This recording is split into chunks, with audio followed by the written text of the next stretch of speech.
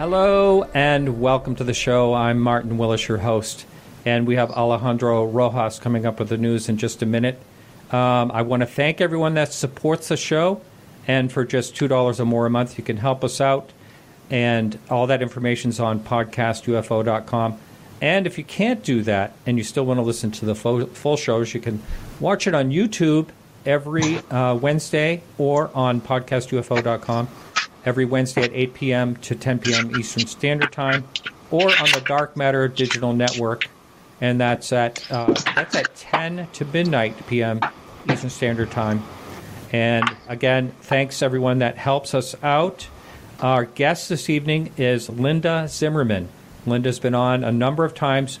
She's going to be talking first. We're going to be talking about the Pentagon UFO and what that has changed in her life as far as that story coming out. And then we're going to be talking about ghosts and hauntings and all of her investigations. As I had mentioned before a number of times, once in a while I'm going to put in a different type of show, and that is tonight. And I'm really excited about having Linda on. She's always, always great. And that's it for me. Alejandro, how are you? I'm good. How are you? Good. Hello. Good. Hello. Hello, YouTube. Yeah, that's right. Oh, by the way, Evan is our show producer, and I think things are going to be going a lot smoother now. It just seems like it's so much nicer to have some help. I really feel relieved. I can't believe you tackled all of that, doing all the technical switching and everything. And I know the program you use. I've been playing with it to use myself to speak about stuff and to try to see and share insight all at the same time. I don't know how you did it. Yeah. Well, the one thing I can never stop is when internet goes out, and occasionally that happens. Just can't stop that, you know. Robert Powell and mine went out at the same time. That was just really crazy. And, of course, it was the government. We know it's the government that did that. Who else, right? Mm-hmm. Mm-hmm. Yeah, anyway, we better be careful. I know. Better watch my P's and Q's. So what's going on in the UFO world?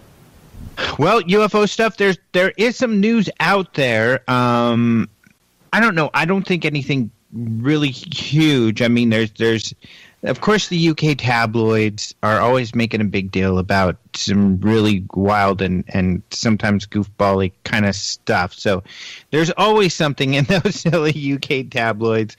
And it kills me because, of course, sometimes they interview some of us and they have some decent stuff. But I feel that is far and few between. So, and I always acknowledge it because I know people are seeing it because now they're doing stories every day.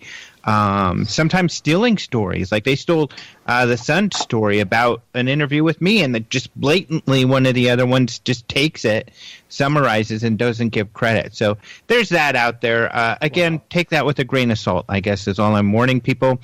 But otherwise, what's cool is mainstream media, I think, is taking note of this topic much more. So, for instance, Brooklyn talking about being out there near New York, not too far from where Linda is at right now. A lot closer than I am, that's for sure, and closer than you are. Brooklyn, there's a story in their paper about UFO sightings out there, so that's pretty cool. Also, an article about UFOs skyrocketing in, at least the number of sightings skyrocketing in Italy. So that's kind of interesting, and that's made from some news that's gone on out there. And this is kind of cool, too. And the TC Palm, it's a Florida local paper. There's a guy, some businessman in the area who decided he wanted to write about how UFOs need to be taken more seriously. And this DOD thing kind of shows that. So really interesting. Newsweek has an article. They're kind of debunking some of the stuff people see on Mars. But, I kind of... Yeah, that's okay, because there is some silly stuff regarding that. But still, I think there's a lot more, and you and Linda, I know, are going to talk about there, a lot more, I think, coverage and mainstream coverage of this topic, and serious coverage than there were previous. I think, if a local guy decides to write an opinion piece on how we need to pay attention to UFOs, I think prior to December, people even would have scoffed more than they are now. Now, I think people like him feel more emboldened to come out and say, hey, I've believed in this stuff for years, and I'm tired of hiding it, and now I'm going to tell everybody that. I agree. This is a significant mystery out there. Right. Well, let's talk about, you had a great interview. I listened to it today with Leslie Kane. Just fantastic. And so I think I'm actually going to put a link to that in the show notes here. So, okay. But I just thought it was just so well done, and a lot of stuff came out. I mean, I was so interested in some of the things she said. We've all been dying to ask questions about the background and what happened, how and why. What does she know about the program and this and that? And we're all looking for those answers. So luckily, hopefully, a week from today, I'll be interviewing Luis and Elizondo, of course, the guy who ran the program. So we'll get a lot more answers then. But we still got some great answers. Like for me, what was really interesting is how the story came about to be in the first place. And, with all of these conspiracy theories that run rampant and people assuming, well, it's obvious how this came about. The smoking man, showed up in the garage and told her to do this. And that discounts the work that people do.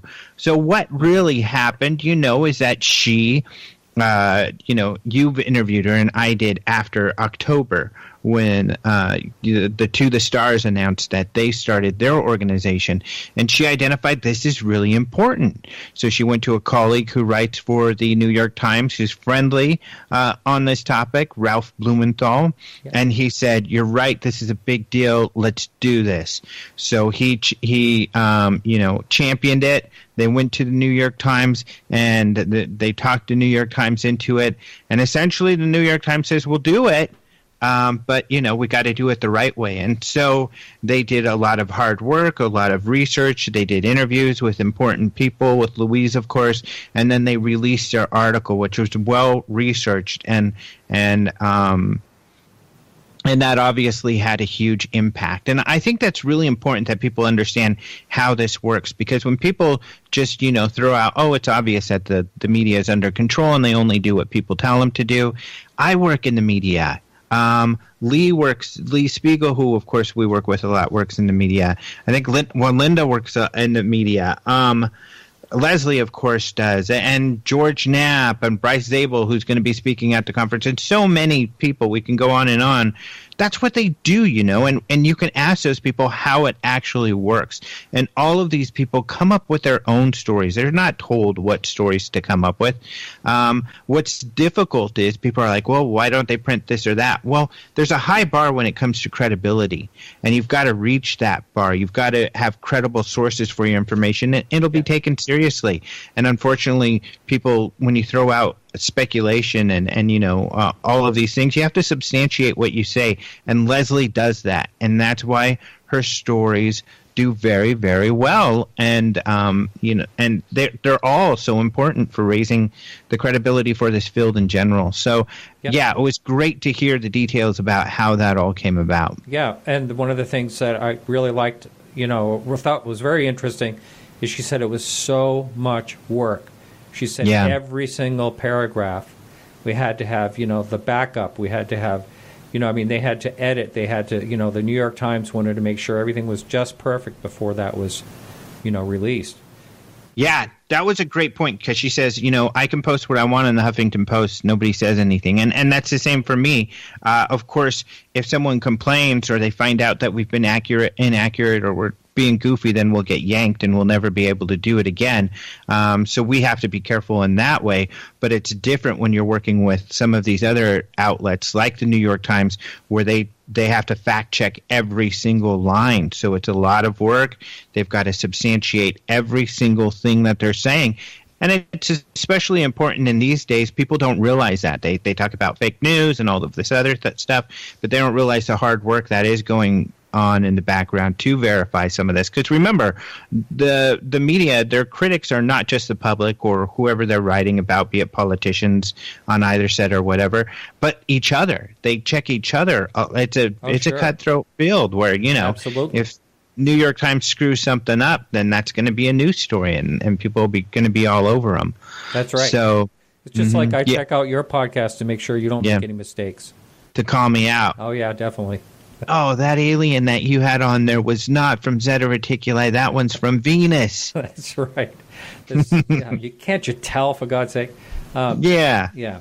No, another thing that, she makes a really good point on is that there's no scent of any type of government manipulation or cover-up in this thing, which I think is really important because there's so much out there. People are saying so many things along those lines.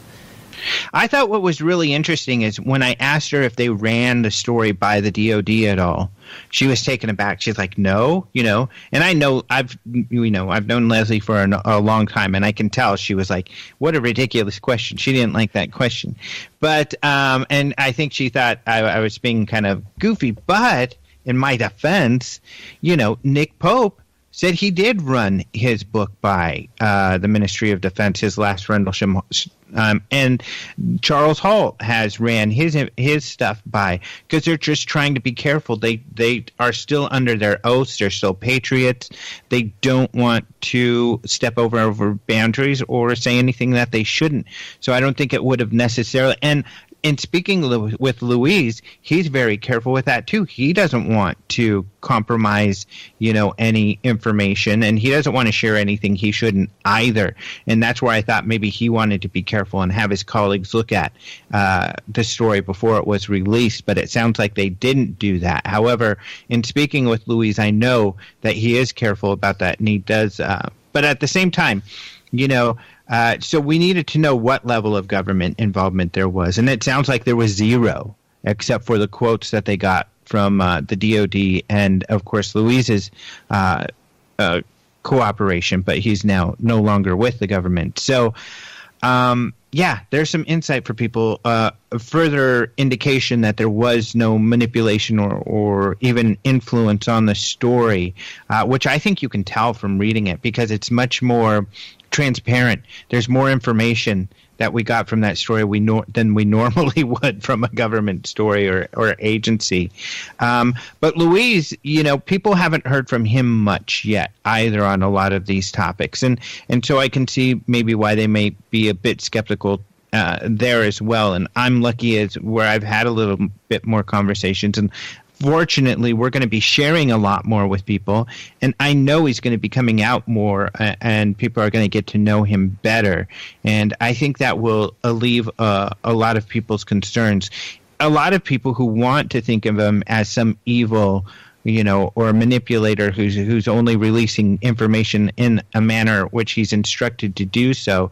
Those people, some of them, I think, will also be disappointed because, unfortunately, that perspective of theirs, I think, will begin to crumble as they meet him. Some people are steadfast to that, but some people aren't. Some people are good people, and I've even seen this where people are making these sorts of accusations, and he says, hey, I've seen some interactions where he said, no, this is what I'm really about. This is why I've done it. And then people are like, okay, I can understand that. And it's all about just going out there, asking questions, and understanding the machinations behind what motivates people and everything before you make, assumptions and steadfast, opinions. You got to go discover and get the information, and that's fun. I mean, researching, investigating is fun. So, I think Linda is a perfect example, your guest tonight. She goes out there and does some research. She wrote a story about dogs and UFO encounters for us not too long ago. So fascinating, bringing to light a lot of information that people don't have, and doing that research is fun, and getting the truth out there. The truth is also often stranger than fiction, and so it's fun to get the real answers instead of just making assumptions. That's not as fun to me. So just a couple things. First of all, your interview with Luis Elizondo, is that going to be one that you're doing for the conference, or is that going to be a podcast? No, that's for the conference. Maybe hopefully in the that's in a month. So we'll probably put like bits and pieces of that out. But of course, as normal with the lectures, you can go online and watch them on video on demand. You can see Linda's presentations at the UFO Congress video on demand, or you can purchase the DVDs at the store. We'll have pieces of it out, and we'll certainly write stories about some of the more important things that he says. But I think over time, we'll hear him on podcasts and everything. I think they're just being careful about this initial release of information with the New York Times. But as time goes on and he begins to interact with people in the field more, we'll all hear more from him. Yeah, I had Ralph Blumenthal on way back a couple of years ago, and he actually, we've been in communication. Hopefully he's going to come on within a few months, but he said he has some more reporting to do. But real quickly about your conference, the International UFO Congress coming up in February. It starts February 14th or 15th? 14th. So it starts on Valentine's Day. Now, I'm going to be there, and I'm going to be broadcasting just to let anyone know if you're listening and you're going to be there. I hope you join us. And look me up. I'd love to meet anyone that listens to the show there. So that's going to be on Valentine's Day, and it's going to be at 6 p.m. local time, Phoenix time, 4 p.m. Eastern Standard Time. We're going to be doing your show is? Oh, yeah. Well, you've got to ask for a break or the time off because you're an employee for the conference. So that's right. Put in your request, and we'll see if we can fit that in. Oh boy. Yeah. Okay. All right. I'll get that certified this week. All right, Alejandro. Thanks so much. And thank you. All right. We'll be talking to you next week. All right. Talk to you soon. All right. Bye. Okay. So our guest is we have Linda Zimmerman. Now, she's a former research scientist, and she began paranormal investigations over 20 years ago, and she is now an award-winning author. She has over 30 books. I couldn't believe I was looking through her books the other day. And a lot of them are on haunts, and we're going to be talking about her ghost investigations.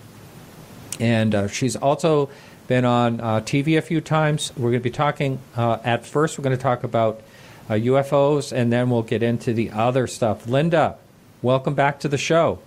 Thank you. Always a pleasure to be here. Yes, you're always a great guest. I'm always enjoy having you on. Thank you. Yeah. So right off the bat, I would like to talk about what has happened since we were talking briefly ahead of time. What's happened in your world since the story broke on December 16th in the New York Times? Well, it was amazing. I immediately was getting calls and emails and Facebook messages. Did you know that pilots were seeing things that they couldn't explain? And at first I'm like, well, what are we talking? The 40s, the 50s? Which decade? Because to us, this is not new news. But so many people, they finally listened. They finally heard what was being said, and it really affected them. And people who didn't have really any previous interest, suddenly they wanted to know. And I've been getting, I've had a big uptick in people sending me their UFO stories from anywhere from last year to the 1970s. It's kind of opened the floodgates, and this is it's a wonderful time to be a UFO researcher. Absolutely. And so where do you think, it's interesting how, I don't know if you've noticed this, but people that have not really paid attention to UFOs are actually talking about them. Exactly. I got an email from one friend who, kind of would jokingly scoff at my interest in UFOs, and suddenly you have to pay attention to this. And I said, yes, that's what I've been doing. It's like a whole generation of people have discovered UFOs. And it's really opened a lot of eyes, and I hope the information keeps coming out, because we can't, the attention span of the average person is, about 5 seconds. That's right. So we really need to keep up, everybody keep doing what they're doing and getting more and more information out there. I agree 100%. And another thing is, we have to make sure the people that are looking for information get the right information. And exactly. It's very unfortunate that there's so much bogus information out there that is going to quickly turn someone away. Once they get involved in something and find out it's a hoax or something like that. There's really we have no control over it, but all we can do is, keep our side of the street clean, so to speak, and do what we can do. Right. I avoid the politics. I avoid, the controversies. My goal, get the information, do the research, interview the people, and then spread the stories. Get that information out in in just a clean, unbiased way. Here's the information. Let the people decide what to do with it. Don't embellish it. You don't need to embellish a UFO story. I mean, that's right. Right? They're crazy enough. Exactly. Someone just emailed me yesterday. He said, I know you're going to think I sound as nutty as a Snickers bar. But he had his story to tell from, again, 1983, decades and decades ago. Yeah. But now he felt was the time to come out and tell someone. I'm actually getting email as well from a number of people that are, possibly the first time they've ever talked about it. I don't really know. But it's good times. I'm really glad that I've stuck to this long enough to see this this happen. And I think it's if it can be, like you just said, the attention span, everything's so ephemeral. It could just go so quickly, and with everything in the news now, especially politics, people are just like, wow, that's really something. And then next week, they forget all about it.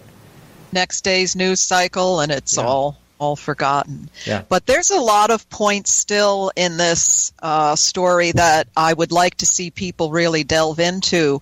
Like what caught my attention. I grew up during the Mercury, Gemini, Apollo missions. Oh, yeah. I was a space baby, and I love astronauts. I have a wall of astronaut photos. And when I heard that John Glenn was the one urging Harry Reid to look into this, that really caught my attention, because Glenn didn't really dip his toe into that subject during his career. He was, he stood back. And to know that he had seen something or know people who had, I would love to know more of what he knew. And actually, I was reminded, I don't know if you ever used to watch the show Frasier. Oh, yeah. Yep. Yeah, in 2001, John Glenn was on Frasier, and it was kind of presented as a little spoof, where he just started talking about all these UFO sightings and how he hated to cover up the truth. And, they were telling him, you can't say what you saw, and he felt bad about that. And, they presented it as a comedy. But in retrospect, maybe he was telling the truth, How about that? I don't remember him on there. I didn't happen to see that particular one, but he was definitely a hero of mine when I was a child. Absolutely. So when someone of the caliber of John Glenn, I don't know how the younger generations feel about astronauts, but they were our heroes. They were. I mean, they just did the most amazing things. And to me, there is no better caliber of person to observe a UFO than an astronaut or, a test pilot or something like that. So I don't know if it's possible to find out more about what he knew or, but I'm hoping to see more of that aspect of the story. Yeah. So that makes, that's about 4 astronauts, maybe even 5. I know the 4th man on the moon, I got to interview Alan Bean about his artwork on another show that I do. Mm-hmm. But when I asked him if he'd talk about the major UFO sighting he had, that's well documented, he wouldn't talk about it. So I don't know how many astronauts actually talk about it. There aren't too many. I actually give a lecture on astronaut UFO sightings, wow. which is something I started years ago, and a lot more has come out. But I don't know what kind of agreements they signed, but I think it does a disservice to science to not talk about it, because these are the people we can trust, and if they have a legitimate sighting, people should know about it. So maybe this whole Pentagon UFO thing will start, loosening that up as well, and having more people come forward in that field. I can't believe I asked Seth Shostak. I said, well, what do you think about, astronauts that have seen, UFOs? What do you think about that? And he said, that makes absolutely no difference. They're no better than anyone else. That was his, and I totally disagree with that. That's ridiculous. I lose all respect for somebody who says something like that. That's a strong statement, but how can you say that? They're so highly trained. They were the best of the best. Yeah. They didn't get to be an astronaut by accident. They no. were really, splendid skills with everything. Math, you name it, everything. Oh, yeah. PhDs in engineering and test pilots and fighter pilots. Right. And how many hours did they spend in the air and in space? And their lives depend on every single observation they make, every second. So to make that statement, that's... Come on, Seth. If you really... sometimes I think about this and I reflect on it. 1969, we were on the moon. And you think of what we had for computers, for equipment. Yeah. They say a keychain fob had more, computer in it than, the space capsule. It's just amazing that we actually could accomplish that in such a short time. 20,000 people were involved in that. And that's something that, these conspiracy theorists that say we never actually landed on the moon, but there were 20,000 people working on that. Right.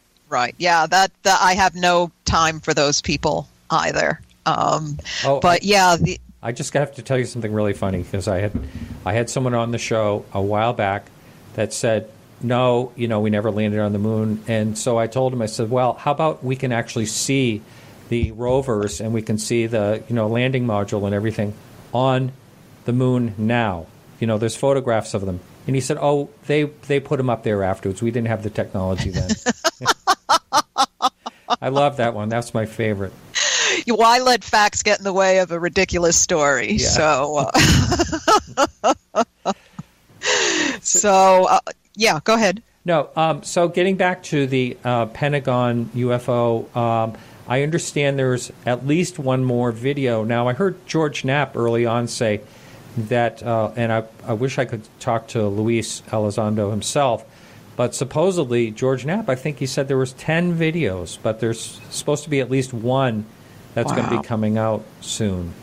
And I hope so. That was just amazing to hear the pilots in their own voice. It's rotating. It's it just remarkable. So the more the merrier. Keep it coming, in a steady stream, and things will have to change.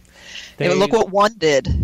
I know. It's amazing. I've actually, I had Stan Friedman on a while back and a couple of weeks ago, and he said, this is a whole new ball game, and I totally agree. And, he's right. Yeah. He's right. Yeah. It is. But there were a couple of other points on that New York Times article that caught my attention. One of them, when it was talking about Bigelow modifying one of his buildings to hold material supposedly from, I don't know if it's crashed, I don't know if it actually specified, but just some sort of material. And I was like, modifying a building. Now, if it was radioactive, just build a radiation lab. But why would you need to modify a building? Unless it was size. Possible. That's a good point. But it brought me back to the case I spoke about last time I was on your show about the in Connecticut in 1960. Some metallic substances fell near Hartford and New Haven, and they did chemical analysis on it, had extremely high levels of barium and strontium, which they couldn't understand why it was so high. But the thing was, the substance was losing weight, and it was causing material around it to lose weight as well. Bizarre. Now, that I can't understand. It said a large amount of material near this metallic substance was losing weight. Now, if this is something extraterrestrial and it causes things to lose weight, lose mass, you kind of don't want it near all of your lab equipment, and you know what I mean? So I just wanted to bring that up because, of course, this is not the first time they claim to have something. And the fact that they were modifying the building, you know, sort of put up some red flags for me saying, well, what kind of unique properties does it have that they are, you know, they have to build something or modify something. It could be just a very huge object, or it could be doing something to normal terrestrial material that is highly unusual. Now, I don't know if this is related at all, but I saw a real cryptic tweet from Tom DeLonge. Someone actually sent it to me, of like material chemical analysis or something. And I thought, wow, does this have anything to do with that? You know, I mean, but even so, you know, it's probably made up of elements that are all through the universe, whatever it is. Right, but they can certainly tell, like when a meteorite is examined, they can tell by the composition and the gases where it's from, and this may just have things that are highly unusual. I don't know. I haven't gotten any more information on that.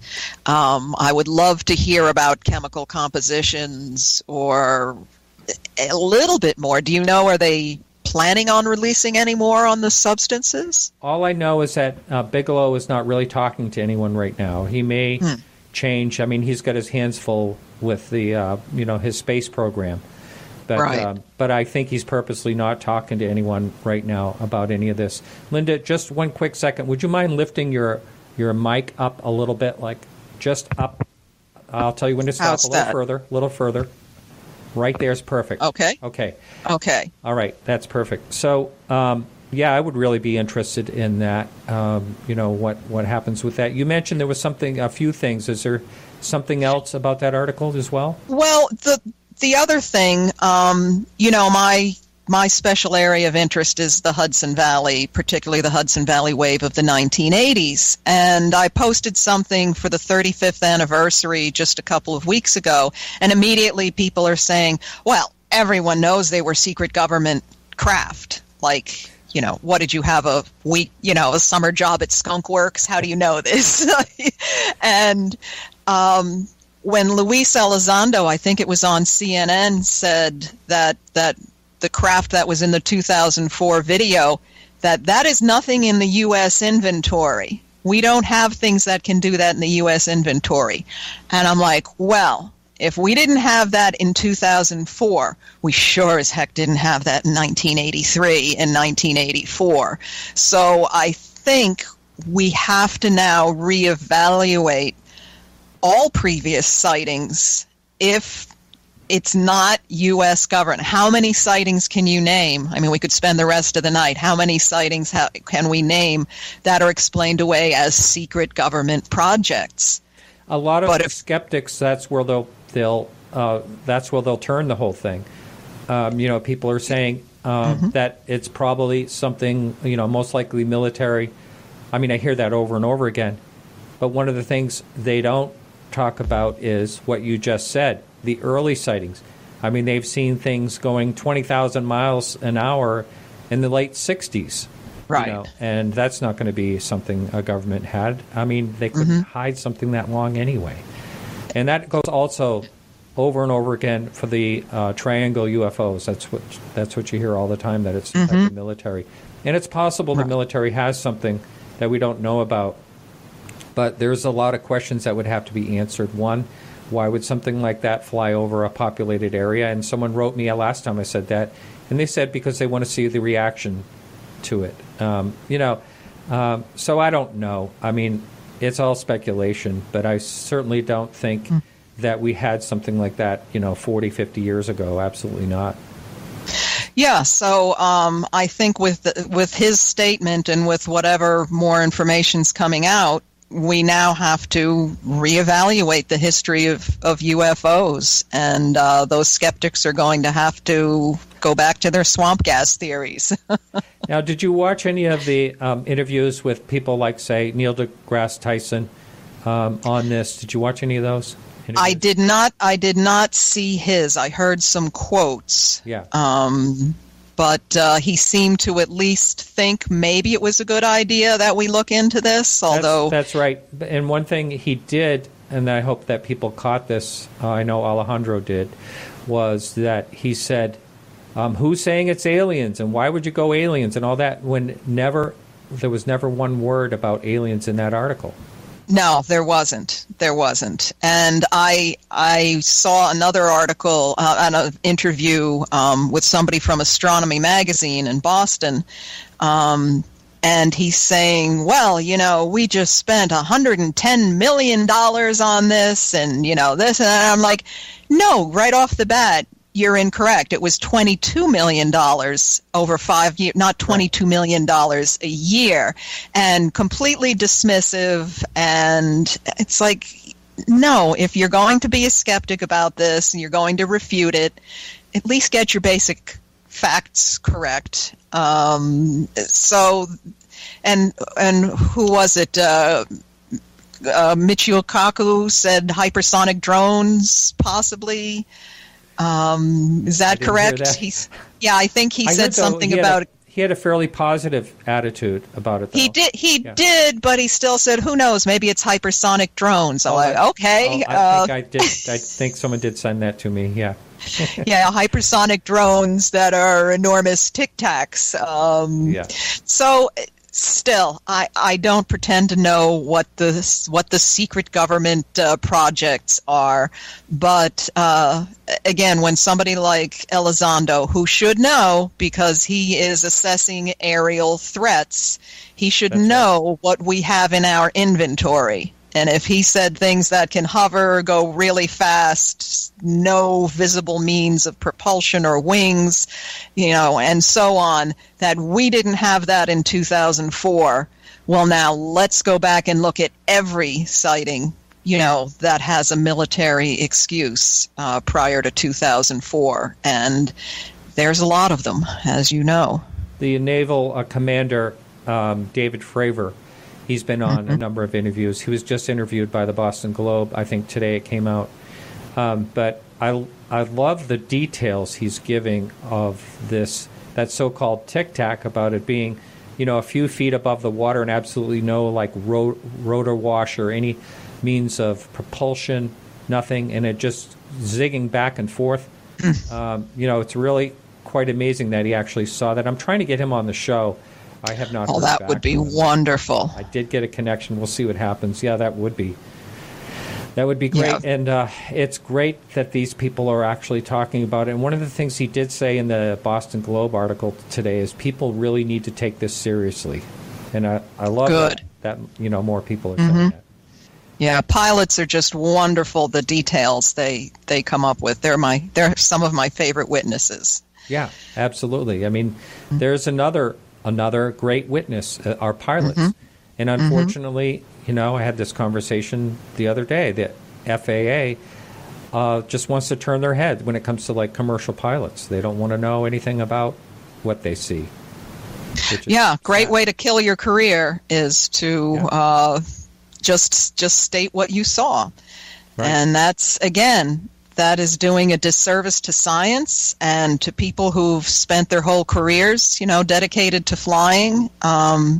If you don't respect them and you don't think they can understand what they're looking at, why are you putting them, in the cockpit of a multi-million-dollar plane with several hundred passengers? Absolutely. Absolutely.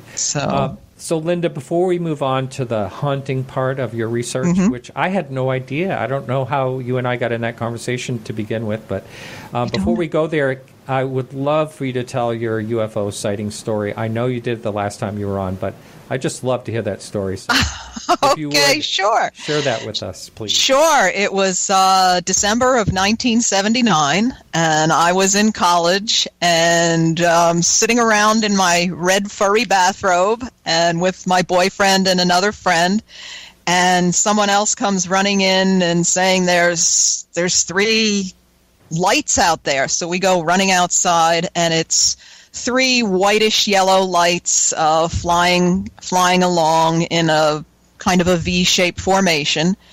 And me being me, I jump in the car, let's go, let's follow them. So we follow them. It's a long story, but eventually we follow them to a state park, Harriman State Park, this Lake Tirati. And sitting there looking for them, because they had kind of disappeared for a little while. And then all of a sudden, one comes from, I can just picture this, one comes from the east, one comes from the north, one comes from the south, and they're all converging right by this lake where we're sitting in the car. And we're like, oh my God, they're going to crash. They're going to explode. They come together in a bright flash of light. And then as one object, I don't know how this happened, these 3 objects became one, lower onto the mountaintop, right just a few hundred feet away from us, and there's this pulsating glow at the top of the mountain. At this point, the state trooper shows up. And here's a 19-year-old girl in a bathrobe with 2 guys in a car in State Park. Just to interrupt you real quickly, did he show up? Did someone tell him they saw something, or did he just happen to be driving? I have no idea. Our sight was fixed on this glowing object, and all of a sudden there's a state trooper by our car. What are you people doing? And I said, I tried to explain and not sound too crazy, and I said, turn around and look. And he turned around, and the mean expression suddenly white as a sheet, and he's like, get out of here now. And so, when a state trooper's scared, it's like, okay, maybe we should get out of here. So we took off. He passed us. He was hauling. He couldn't get out of there fast enough.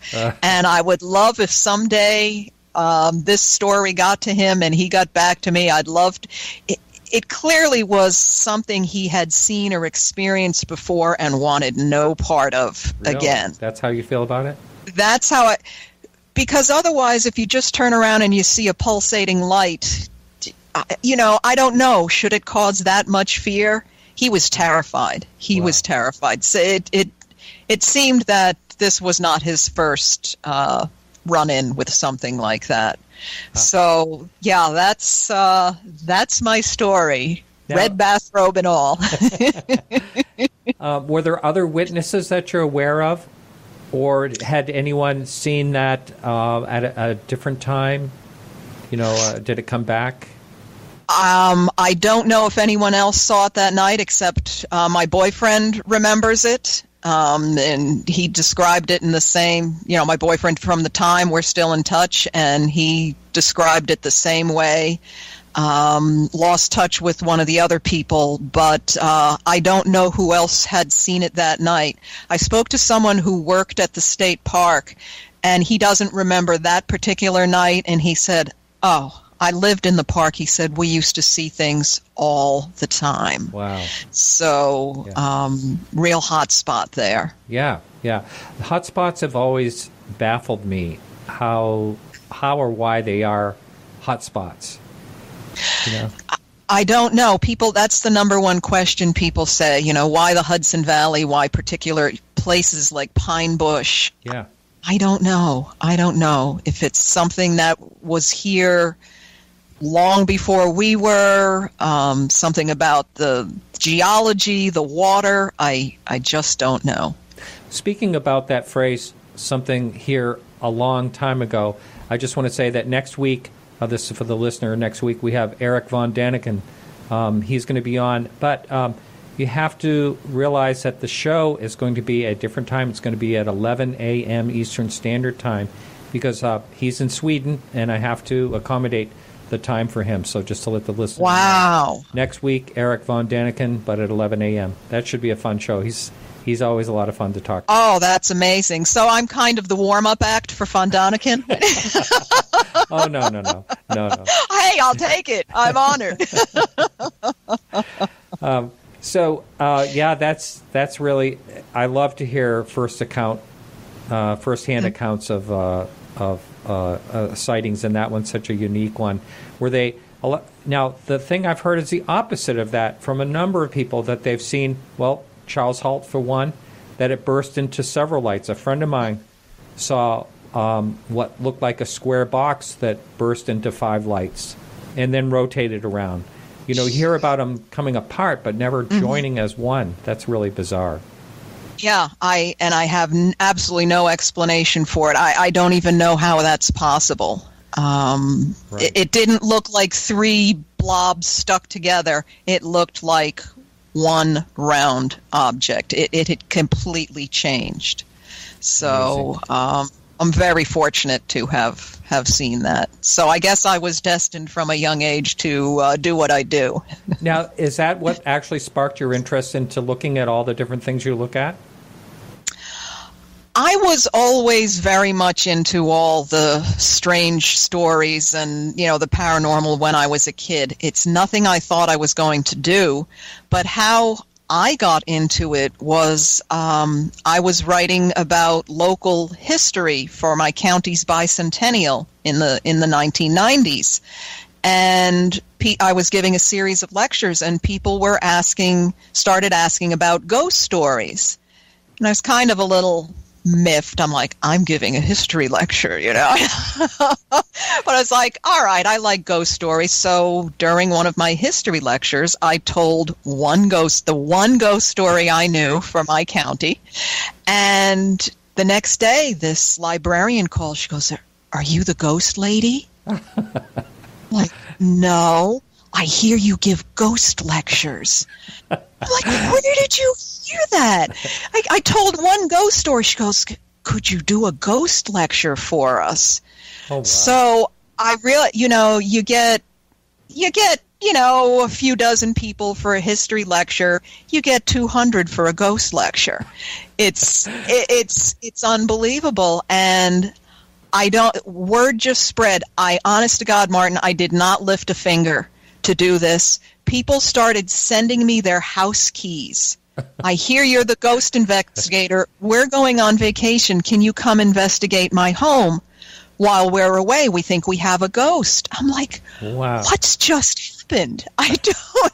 So in rapid succession, I became the ghost lady, and I now, my first ghost book was 20 years ago already, 1998. I finally, after doing it for a while, I said, maybe I should come out with a book. There's so much interest in this.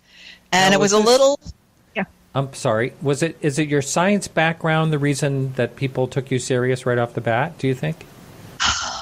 I would like to think so. I was a research scientist for a medical diagnostics company, and I'm very much into the history, and I do my research, and I respect people's privacy. I've never divulged anybody's identity or location, and perhaps they just saw I was going about it the right way, in a respectful way, and nobody was doing it back then. Within, 8-10 years, everybody was getting a clever acronym and T-shirts, and they were suddenly all, ghost hunters, and the shows started coming on. Yeah. But I had already established myself a long time ago, and they're just, the who you're going to call, there was nobody to call in most places. Ghostbusters or Linda Zimmerman. I don't know how many times people have played that song for me enough already. Oh, that's all right. Yeah. So that's how I had no intentions of writing about ghosts. I was just swept into it, and I went with it, and I was absolutely fascinated, and I was hooked from day one. The places I've been able to go into, homes and museums and historic sites and experience things that nobody gets to do. It's nothing I'll ever stop doing, that's for sure. Wow, that's great. And it's funny, we've talked about UFOs many times. I never knew this side of you. That's just fascinating. I have many sides. In fact, I just last week finished my 3rd zombie novel, so I do that too. But yeah, the UFOs actually came about because every time I'd give a ghost lecture, someone would come up to me afterwards and tell me their UFO story. And I'm like, why are you telling me this? And I was like, well, you're the person to do this, because they liked the way I handled the ghost cases. And they thought I was the one to hear their story and investigate it. So one weird thing, there we go. There's my territory. Yeah. One weird thing just led to the other. Wow. So let's hear about some of the cases. Now, I have actually told my ghost story. I don't know what it was. Mm-hmm. So as a matter of fact, I wouldn't call it a ghost, but it was something that I actually experienced. Yes, I heard that story, and I'd call it a ghost. Oh, you did I hear would that. call That's it. Great. Yes, I would call it something that was not happy you were cleaning out its house. Yeah. Wow, you do remember that then? Yes. Yeah. Yes. Yeah. Now, and it's funny. Just I don't know, maybe 2 or 3 months ago, I was called by a friend of a relative that asked me to come over to their house. Their mother had recently passed away, and look at antiques. So I went over there, and it was right next door to that house. So I said to them, do you know the people next door? Yeah, I actually came out with it eventually while I was there, because I ended up feeling comfortable enough and told them, basically the story. But I still want to go back to the house to see if the people are experiencing something. Oh, I don't blame you. Did they know who that might have been? Was it a past owner, most likely? They don't know anything about. It was a relative of theirs, but they didn't really know anything about the neighbor. Yeah. But still, yeah. It was bizarre. But let's hear about let's start out with your first investigation. What was that actually like? My first investigation, I had no idea what I was doing. I had a camera. I had a cassette tape recorder. That's how far back I go. And it was the home of a famous local surgeon. She was an international humanitarian, had an AIDS charity to Africa. This beautiful mansion built in the style of a Scottish manor home. Wow. From the 1300s. And I'm like, what am I doing going to this surgeon's home? But they had a ghost story. Soon after they moved in, she had her practice there. The maid saw a very tall man, long, straight silver hair, who was looking at her very sternly and then just vanished. And they started hearing footsteps, doors opening and closing. And it wasn't threatening. They gave it a name, and they named the ghost, and they dealt with it. Then one day, an older woman comes to the door and says, my father built this home. So the doctor said, this may sound strange, but this is what we're seeing. An extremely tall man with long silver hair. She doesn't miss a beat. That's my dad. Oh. He was 6'6", long white hair, wow. And he built the home. And when he loved it so much, when he died, he was buried on the property, and his tombstone read, "From this place I shall never roam." Oh, my goodness. So you can't, and this was my first case.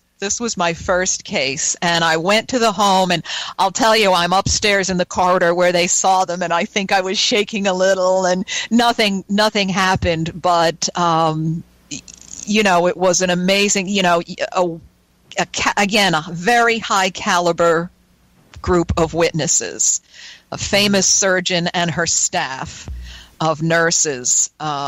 So I was, from a very early point in my ghost hunting career, able to dismiss that belief that it's, people in overalls with a first grade education who see ghosts. That is not the case. Right.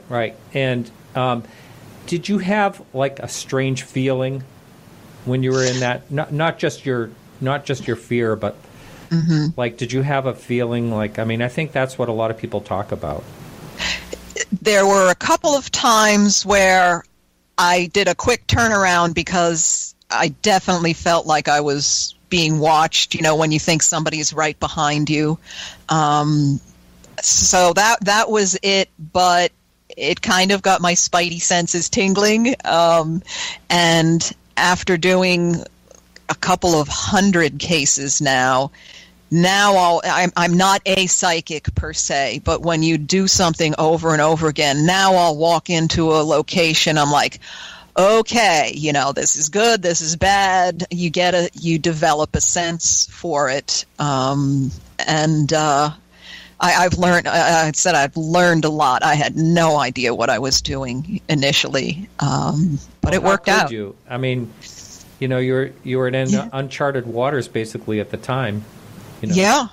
Back then, now they're using electronic equipment and things like that, and I don't know how much that really works. Oh. I have some, but I think people get way too into, they have to run out and buy thousands of dollars of equipment. One woman did that, and on her first investigation, she realized she was too scared and hated it. And there she stuck with $2,000 in equipment. Yeah. But in a lot of these shows, they say, well, we discount personal experience. Like, what are you, crazy? No one has ever called me and said, I woke up in the middle of the night because my EMF detector's going on off. No, you call because you heard footsteps or a door slammed or you saw an apparition.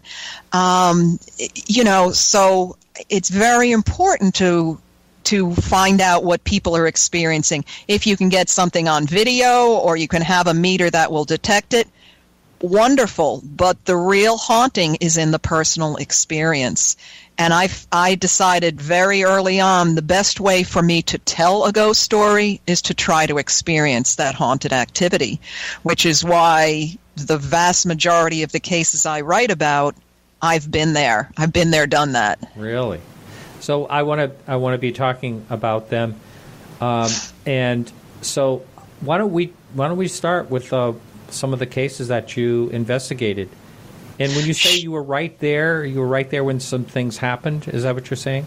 Oh, absolutely. Yes. Now, do you want to show some of the photos that I sent? He's ready with any of those photos. Sure. So, okay. Any story you start talking about, we'll show the photos. Well, for YouTube. If we want to start with the Lizzie Borden door. Lizzie Borden. Lizzie Borden. So you actually went to her place in Fall. What is it? Fall River. Fall River. Yes, yeah. It became a bed and breakfast, only in America, right? Just for like the young people that don't know the story, they actually had Lizzie Borden took an axe and gave her mother 40 whacks, and when she saw what she had done, she gave her father 41.